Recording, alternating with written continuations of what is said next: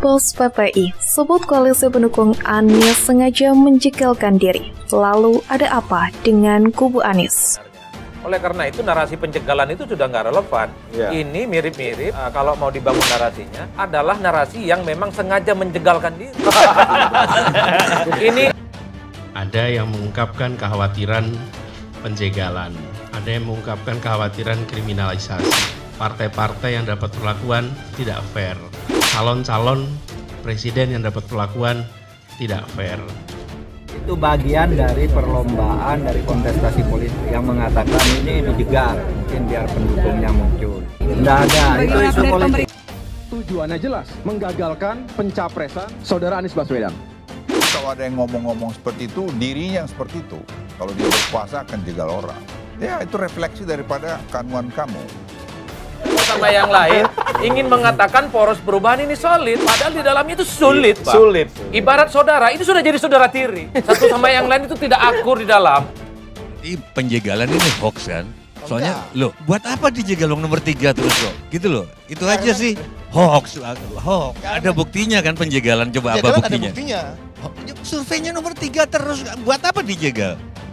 Kan Anies sekarang kan paling buncit surveinya, kan semua survei. Udah tahu nih barang kalah kira-kira gitu. Cuman kan problemnya kalau tanpa AHY barang ini tak berlabuh, Pak. Tak berlabuh itu aja. Jadi saling kuncian maut saja sebenarnya. Tapi menurut saya wajar aja sih kalau AHY itu ngotot, wajar. Karena dia tanpa Demokrat kan Nasdem nggak bisa. Ya.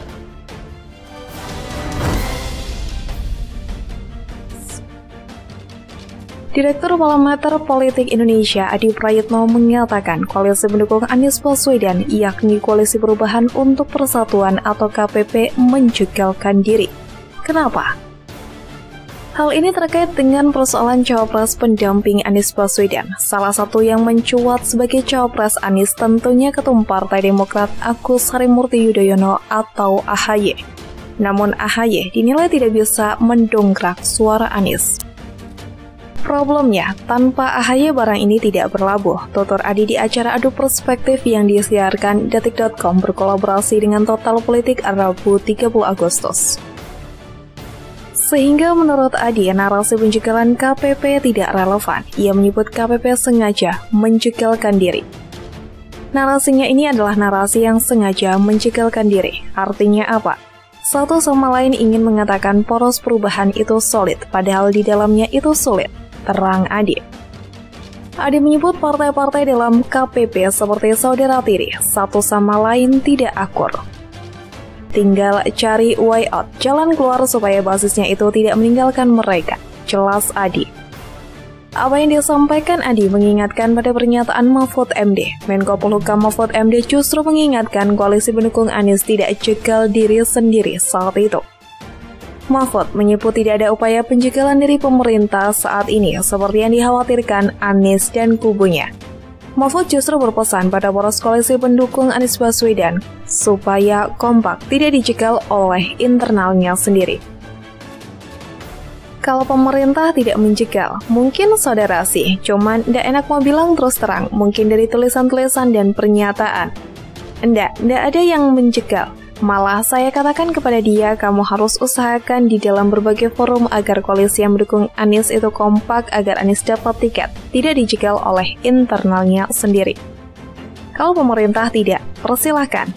Kita lindungi hak-haknya, jadi tidak ada penjegalan, jelasnya. Pengamat politik Adi Prayitno juga kembali mengungkapkan fakta narasi Anies dijegal, bertujuan untuk meraup simpati publik. Dijegal ingin raup simpati publik ini, pengamat Adi mengungkapkan fakta tersebut di podcast Main TV. Fakta Anies dijegal, kata pengamat Adi, hanya narasi agar publik simpati.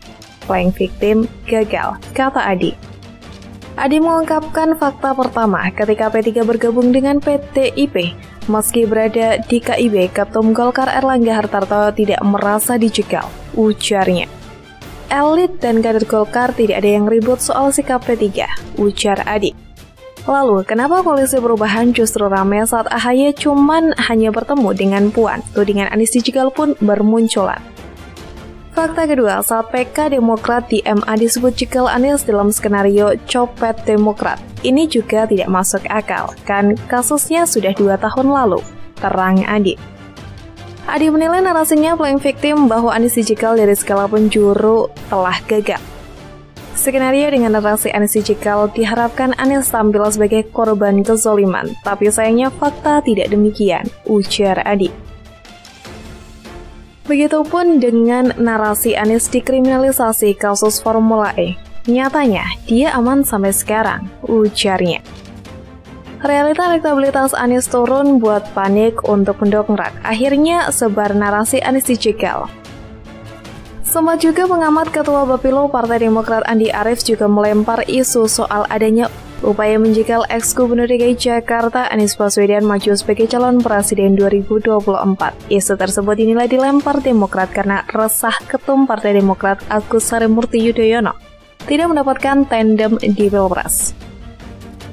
Terlampau hiperbolis jika Anies dijegal maju Pilpres. Partai itu realistis, kalkulasinya untung rugi. Kalau Anies memang potensial menang, saya kira semua partai berbondong-bondong rebutan melamar Anies. Di mana ada gula, di situ banyak semut, kata Direktur Eksekutif Parameter Politik Indonesia, Adi Prayitno. Adi menilai Anies saat ini mengalami masalah elektabilitas. Dia menyebut elektabilitas Anies masih di bawah Gubernur Jawa Tengah, Ganjar Pranowo dan Menteri Pertahanan Prabowo Subianto. Problemnya, elektabilitas Anies masih kalah jauh dari Ganjar dan Prabowo. Wajar kalau yang melirik Anies tidak banyak.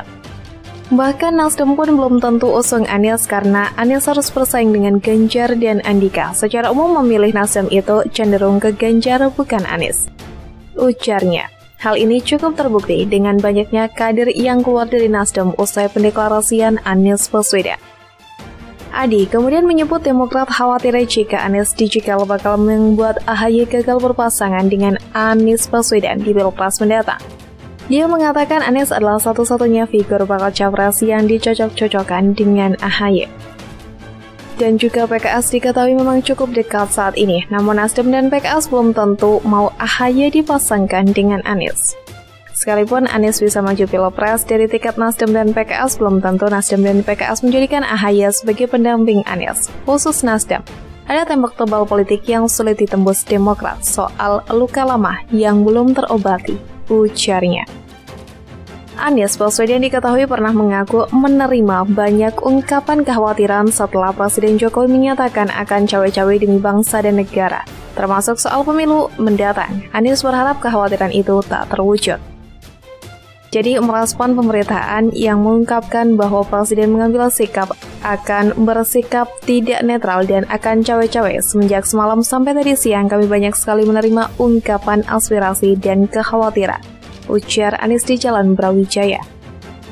Anies menjabarkan bahwa sejumlah ungkapan kekhawatiran yang diterima Anies dan Koalisi Perubahan antara lain penjegalan hingga potensi tak netralnya pemilu. Ada yang mengungkapkan kekhawatiran penjegalan, ada yang mengungkapkan kekhawatiran kriminalisasi, ada yang khawatir tentang tidak netralnya penyelenggara pemilu, ada khawatir tentang caleg-caleg yang mungkin tepat diperlakukan tidak fair.